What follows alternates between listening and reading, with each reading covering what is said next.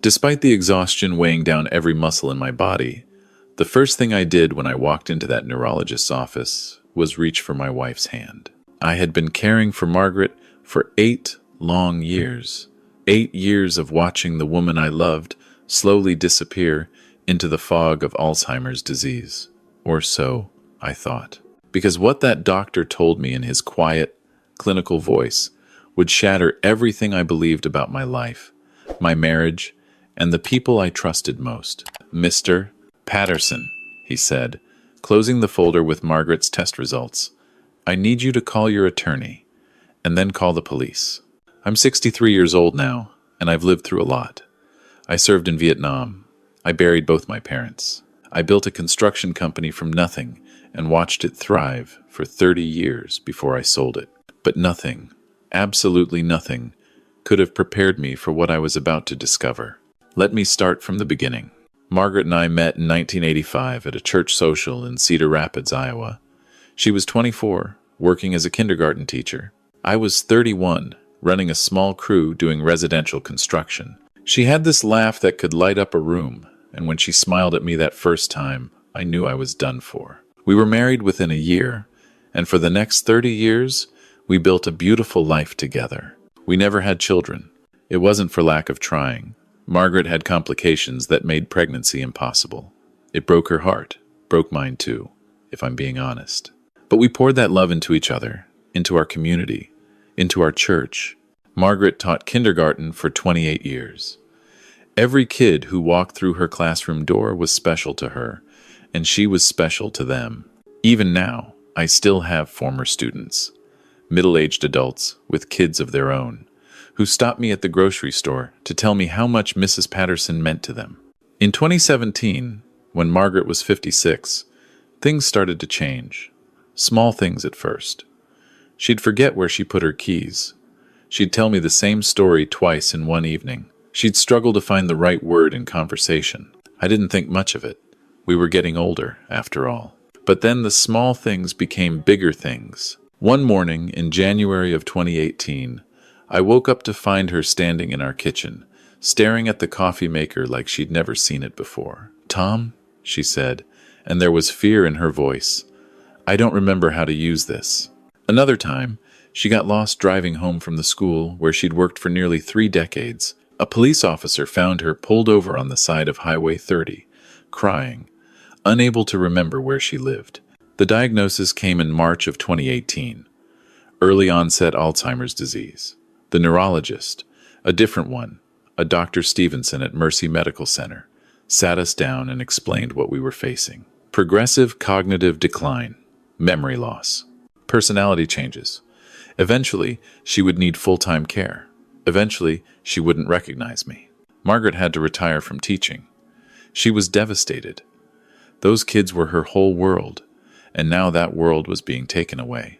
I held her while she cried, promised her I'd be there every step of the way. I meant it. We'd said vows, in sickness and in health. I wasn't about to abandon her now. The next 8 years were the hardest of my life. At first, it was just small adjustments. I took over the bills, the cooking, the household management. Margaret could still have conversations, could still laugh at our favorite TV shows, could still remember who I was. But slowly, month by month, I watched her fade. By 2020, she needed help getting dressed. By 2021, she barely spoke, just sat in her chair by the window, staring out at nothing. By 2022, she didn't seem to know who I was anymore. I gave up everything to care for her. I'd sold my construction business back in 2015, planning for a comfortable retirement where Margaret and I would travel, visit national parks, maybe spend winters in Arizona. Instead, I became a full-time caregiver. I learned how to help her bathe without embarrassing her. I learned how to puree food when she forgot how to chew properly. I learned how to stay patient when she'd wake up at 3 in the morning, confused and frightened, calling out for her mother, who'd been dead for 20 years. We had help, of course. A visiting nurse came 3 times a week. My sister Ellen drove up from Des Moines every other weekend to give me a break. The people at our church were amazing. They organized a meal train, sent cards, checked in regularly. But most of the time, It was just me and Margaret, alone in the house we'd built together, living a reality I'd never imagined. The thing about Alzheimer's is that you lose the person twice. First, you lose who they are, their personality, their memories, their ability to connect with you. Then, eventually, you lose their physical presence. I'd already lost Margaret the first way. Every day, I took care of a woman who looked like my wife but didn't know me, didn't respond to me, just existed in some faraway place I couldn't reach. But I never stopped loving her. I never stopped hoping, and I never stopped taking care of her. Then, 3 months ago, something strange happened. It was a Tuesday morning in October. I was helping Margaret get ready for the day, something I'd been doing for years. She sat in the chair in our bedroom, passive and blank-faced as always, while I gently brushed her hair. We had a follow-up appointment with her neurologist scheduled for later that week. These appointments were routine by now, just check-ins to monitor her decline, adjust medications, make sure there were no other medical issues developing. As I was buttoning up her cardigan, I thought I saw something. Just a flicker, so brief I almost missed it. Her eyes, usually so vacant, seemed to focus for just a second. They tracked across the room to where I'd laid out her shoes. Then the moment passed, and she was back to staring at nothing. I told myself I'd imagined it. Hope can play tricks on you when you're desperate. But 2 days later, something else happened. I'd left Margaret in the living room while I went to the kitchen to prepare lunch. When I came back, her hand was resting on the side table next to her chair. That wasn't unusual, except that I distinctly remembered placing that hand in her lap before I left the room. She couldn't have moved it on her own. She hadn't been able to make deliberate movements like that in over 2 years. Could she? I started paying closer attention, really watching her. And I started noticing things that didn't quite add up. The way her eyes would sometimes follow me as I moved around the room, quickly, as if she didn't want me to notice. The way she'd tense up slightly whenever I told her we had a doctor's appointment coming. Small things, tiny things. Things I'd probably been missing for months or even years because I was so exhausted, so buried in the routine of caregiving that I'd stopped really seeing. On Friday, we went to see her neurologist for her quarterly checkup. But Dr. Stevenson had retired, and we were assigned to a new doctor, Dr. Michael Chen, who'd just joined the practice. He was younger, maybe in his early 40s, with a sharp, analytical demeanor that reminded me of the engineers I used to work with. Dr. Chen reviewed Margaret's file, then conducted his examination. He did all the standard tests, checked her reflexes, her eye movement, asked her simple questions that she didn't answer. But then he did something different, something I'd never seen any of her previous doctors do. He pulled out his prescription pad and wrote something down, then held it up where only I could see it. The note read, "Play along, act normal, don't let her know I suspect anything." My heart started pounding. What was he talking about? Dr. Chen finished his examination, smiled at Margaret, then turned to me. "Everything looks about the same as the previous reports, Mr. Patterson. I'd like to schedule some additional testing, though. Just routine follow-up work. Can you bring Margaret back next Tuesday?" I managed to nod. "Of course. Good. My nurse will set that up. Thank you both for coming in." As soon as we got to the car, and I'd settled Margaret into the passenger seat, my hands were shaking. What had he seen? What did he suspect? I thought about asking Margaret directly. But if she really did have Alzheimer's, she wouldn't be able to tell me anything anyway. And if she didn't, no, that was impossible. She'd been diagnosed by specialists. She'd had brain scans, cognitive tests, everything. She'd been progressively declining for 8 years. You can't fake that, can you? Tuesday came. I barely slept the night before. I kept watching Margaret, looking for signs of, what? Deception? Awareness? I didn't even know what I was looking for anymore. When we arrived at Dr. Chen's office, his nurse immediately took us back to a different room. Not an exam room, but what looked like a consultation room with comfortable chairs and a desk. Dr. Chen was already there, and he had another person with him, a woman in her 50s wearing business attire. "Mr. Patterson," Dr. Chen said, "this is Sarah Mackenzie. She's a forensic neuropsychologist.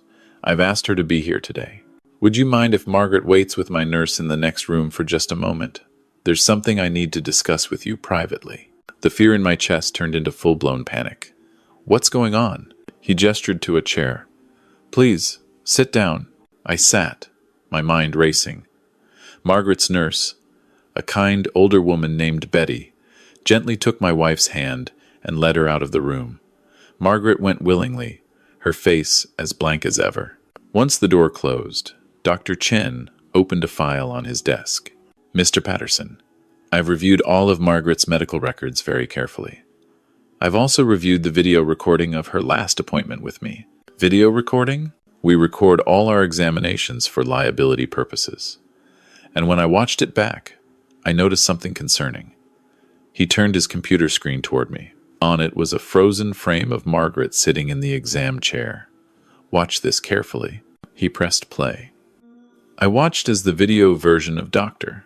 Chen turned away from Margaret to write something in his notes. And in that brief moment when his back was turned, Margaret's eyes moved.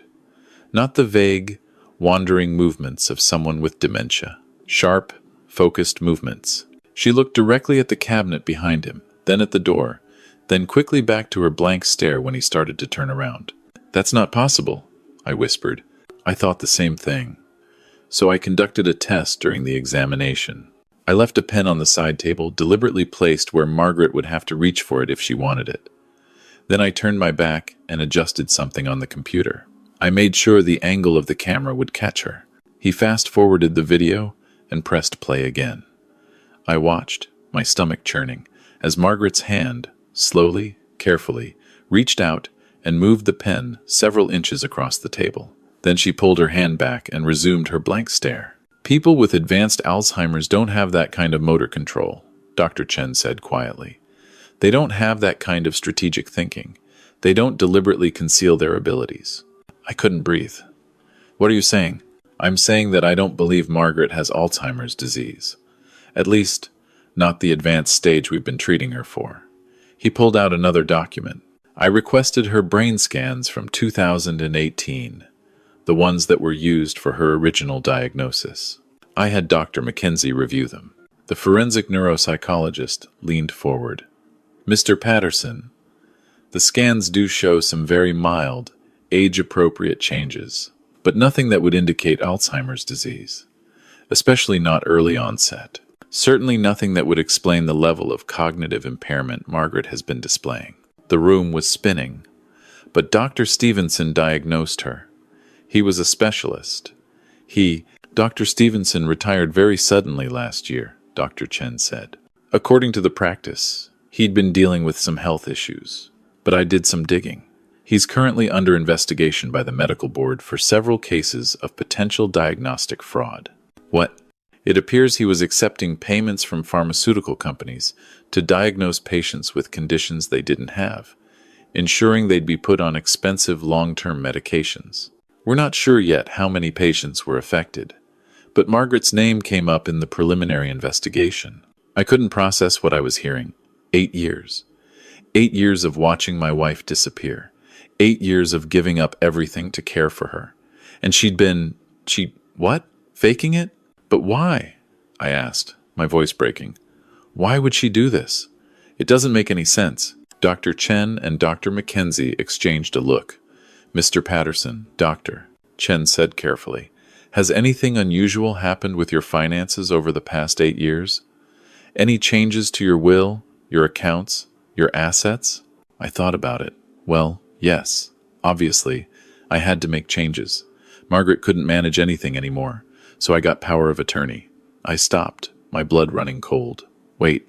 About 6 years ago, Margaret's brother, Richard, convinced me to set up a trust. He said it would be better for estate planning, especially with Margaret's condition. He's a financial advisor, so I trusted him. He helped me put most of our assets into the trust. The house, the savings from selling my business, everything. And who's the beneficiary of this trust? Well, Margaret, if she outlives me. But if she can't manage it due to her condition, Richard is the trustee. He said it was the best way to make sure she'd be taken care of if something happened to me. Dr. Chen closed his eyes briefly. "Mr. Patterson, I need you to call your attorney, right now, and then you need to call the police." The next few hours were a blur. My attorney, Jack Morrison, came to the doctor's office immediately. When I explained the situation, he went pale. "Tom, if Margaret's been faking her condition and Richard set up that trust, you need to understand what this means. Everything you've worked for your entire life is in that trust. And if you were to die before Margaret and she remained incapacitated, Richard would have complete control. So they're waiting for me to die? Or helping it along?" Jack said grimly.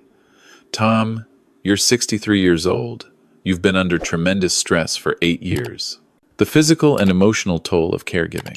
It's not unusual for caregivers to die before their patients, especially in Alzheimer's cases. Heart attacks, strokes, stress-related illnesses. If you died tomorrow, no one would think it was suspicious." The police came. 2 detectives, a man and woman, both in their 40s. They listened to Dr. Chen's findings, looked at the video evidence, took my statement. They were professional and kind, but I could see the anger in their eyes. This kind of thing, elder abuse, financial fraud, it hit a nerve with everyone. "Mr. Patterson," the female detective said, "we're going to need to bring Margaret in for questioning. But first, we need to search your home and your financial records. We'll need your permission. You have it. Whatever you need." They asked me to go home and act normal, not to confront Margaret or Richard, to give them time to build their case. For the next 3 days, I lived in my own house with a woman I no longer knew, pretending everything was fine. It was the hardest 3 days of my life. I watched her, really watched her, and once I knew what to look for, I saw it everywhere. The way she'd tense up when the phone rang, then force herself to relax back into blankness. The way her breathing would change when I left the room, becoming more normal, less deliberately labored. The way she'd position herself in her chair to see the television, even though she'd supposedly been unable to follow TV shows for years. I thought about confronting her, shaking her, demanding to know why she'd done this to me. But the detectives had been clear. Any confrontation could compromise their investigation. On the 4th day, the police came back. This time, they had a search warrant and a forensic accountant. They went through everything. Our financial records, Margaret's medical files, even our home computer. And what they found was worse than I'd imagined. Richard hadn't just set up a trust. He'd been systematically transferring money out of our accounts for 6 years, hiding it through a complex network of shell companies. Almost $800,000. Most of my life savings, the proceeds from selling my business, our retirement fund, gone. But that wasn't even the worst part. The forensic accountant found emails between Richard and Margaret going back 9 years, before her diagnosis. They'd been planning this together. The emails were cold, calculated. Margaret had researched how to fake Alzheimer's symptoms. She'd practiced. Richard had found Dr. Stevenson, who was willing to provide the false diagnosis for a payment of $50,000. Their plan was simple but brilliant in its cruelty. Margaret would fake Alzheimer's. I'd burn myself out caring for her. Eventually, statistically, likely, I'd die first. Caregivers usually do. When that happened, Margaret would make a miraculous recovery. Sudden reversals do happen sometimes with Alzheimer's, or so she'd claim. Richard would hand over the trust money to his recovered sister, and they'd split it. And if I didn't die quickly enough? Well, they were working on that too. The forensic accountant found evidence that Richard had recently taken out $1 million life insurance policy on me, with Margaret as the beneficiary. I'd signed the papers 2 months ago, though I barely remembered doing it. Richard had brought them by one exhausted evening and told me it was just an update to our existing coverage. The police arrested Richard at his office. When they brought Margaret in for questioning, she dropped the act immediately. No more blank stares. No more vacant silence. She sat in that interrogation room. I watched through one-way glass, and she was completely herself. Sharp, articulate, cold. "Are you really surprised, Tom?" she said when they told her I was watching. She looked directly at the mirror. "You were always so naive, so trusting, so easy to manipulate. Do you know how boring those 8 years were? Sitting in that chair, day after day, pretending to be a vegetable? But the money was worth it. I barely recognized her. This wasn't the woman I'd married, or maybe it was, and I'd never really known her at all. The legal process took months. Richard was charged with fraud, elder abuse, and conspiracy. Margaret was charged with fraud and conspiracy. Dr. Stevenson. They found him living in Mexico, but he was extradited to face charges. My attorney helped me untangle the trust and recover what was left of our money. Richard had spent or hidden about $200,000, but the rest was recoverable. It wasn't everything, but it was enough. I filed for divorce immediately. In Iowa, fraud is grounds for annulment, but after 30 years of marriage, divorce was simpler. The hardest part was accepting what I'd lost, not the money. I'd made money before, I could live on less. But the years, 8 years of my life, given completely to a lie. 8 years of exhaustion, of heartbreak, of watching the woman I loved disappear. Except she'd never disappeared. She'd been there the whole time, aware and watching, letting me suffer. I went to therapy, a good therapist who specialized in trauma and betrayal. She helped me understand that what Margaret and Richard had done wasn't just fraud. It was a form of torture. Emotional abuse on a scale most people couldn't imagine. You're grieving, she told me. Not for the person Margaret became, but for the person you thought she was. That person died 9 years ago, or maybe she never existed at all, and that's worth grieving. She was right. I was grieving, but I was also angry. So angry. The trial was set for March of this year, but both Margaret and Richard took plea deals. Richard got 12 years in federal prison. Margaret got 8 years. Dr. Stevenson got 15 and lost his medical license permanently. It wasn't enough. No sentence would have been enough, but it was something. At Margaret's sentencing hearing, the judge asked if I wanted to make a victim impact statement. I'd written one, worked on it for weeks, but when I stood up there in that courtroom, with Margaret in her orange jumpsuit, staring blankly ahead, even now, she was still performing, I realized I didn't need to read it. Your Honor, I said, I spent 8 years taking care of someone who didn't need care. I bathed her, fed her, stayed up nights worrying about her. I gave up my retirement, my freedom, my peace of mind. I did it because I loved her, because I believed marriage means something, because I thought that's what you do when someone you love is suffering. I looked at Margaret. She wouldn't meet my eyes. But she wasn't suffering. I was. And she watched it happen. She planned it. Every morning when I woke up exhausted, every night when I fell asleep heartbroken, she was there, fully aware, letting it happen. That's not just fraud, Your Honor. That's evil. Margaret finally looked at me then. For just a second, I thought I saw something in her eyes. Regret, maybe, or shame. But then it was gone, and she looked away. The judge agreed with me. Mrs. Patterson, she said, what you've done is one of the cruelest acts of betrayal I've encountered in my 20 years on the bench. You didn't just steal money. You stole years of someone's life. You weaponized love and trust in a way that's genuinely disturbing. And that was it. 8 years of suffering, all because of greed. I'm still rebuilding my life.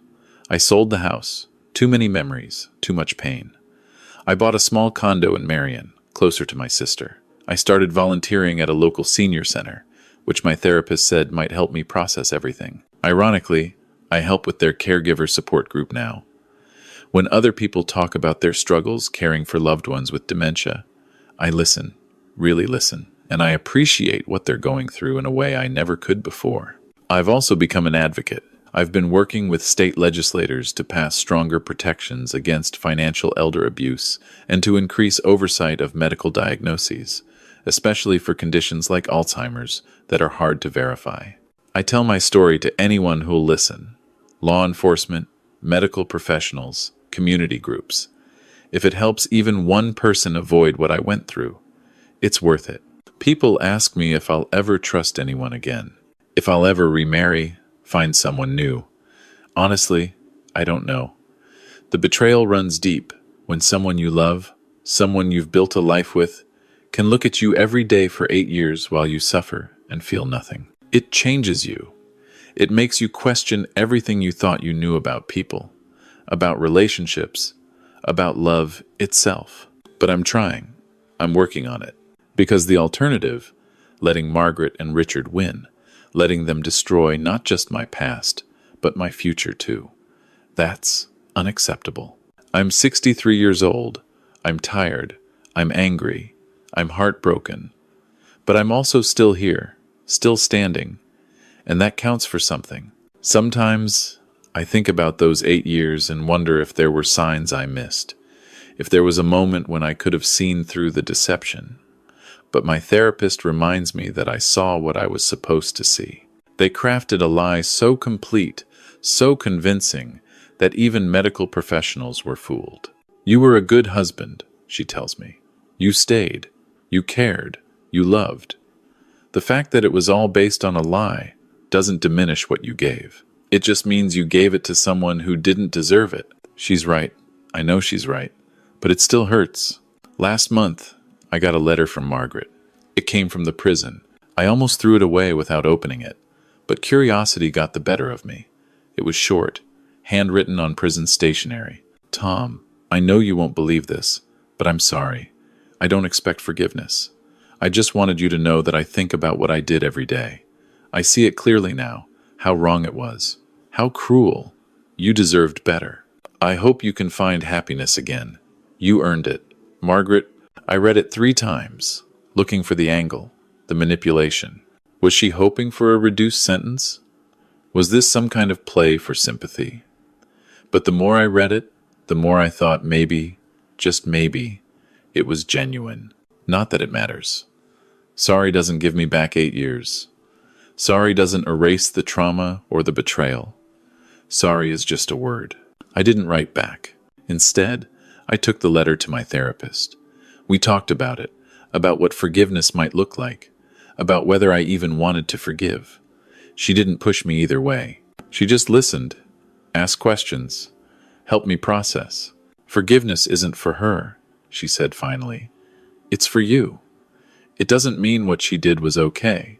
It doesn't mean you have to have any relationship with her ever again. It just means you're choosing not to let the anger consume you. I'm not there yet. Maybe I never will be, but I'm working on it. These days, I focus on the things I can control. My health. I've started walking every morning, taking better care of myself. My relationships. I spend more time with my sister Ellen, with my nephews and nieces, with the friends who stood by me through everything, my purpose, the advocacy work, the volunteering, trying to make something good come from all this pain. And sometimes, late at night, when I'm alone in my condo, I let myself feel grateful. Grateful that I found out the truth. Grateful that I'm still alive, still able to rebuild. Because if Dr. Chen hadn't been paying attention, if he hadn't noticed those small signs and had the courage to investigate, I might still be living that lie. Or worse, I might be dead. And Margaret and Richard would have gotten away with everything. So yes, my life was a lie for 8 long years. But at least now I know the truth. And that truth, as painful as it is, has set me free. I'm starting over at 63. It's not the retirement I planned, not the golden years I imagined with Margaret. But it's mine. It's real. And after 8 years of living in someone else's carefully constructed deception, real is enough.